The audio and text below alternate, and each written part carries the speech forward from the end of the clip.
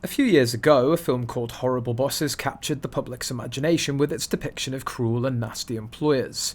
The film, starring several A-list actors, resonated with many who'd experienced the challenges of working under difficult bosses. Today, some might argue that this label could be fittingly applied to Meghan Markle. Reports have surfaced time and time again about her alleged mistreatment of staff, leaving many traumatized by her management style, which included 5 a.m. emails and an unrelenting work ethic. While some might suggest that Meghan was merely being proactive, implementing the rigorous work habits that she developed in a previous career, others view her actions as a failed attempt to bring a new era of modernisation to the British monarchy.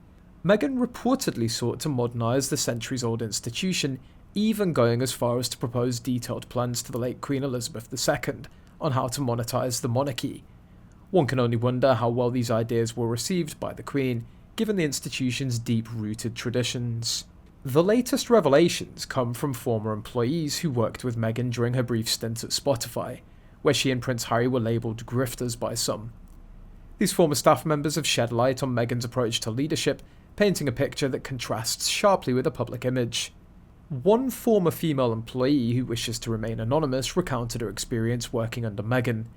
Allegedly, when Meghan wants someone to work for her, she engages in a subtle but effective strategy to win them over.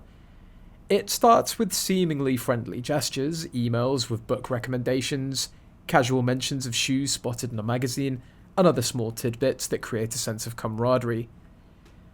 This sisterhood approach makes the potential employee feel valued and special, leading them to believe that working for Meghan would be a rewarding experience. However, according to the source, this honeymoon period doesn't last.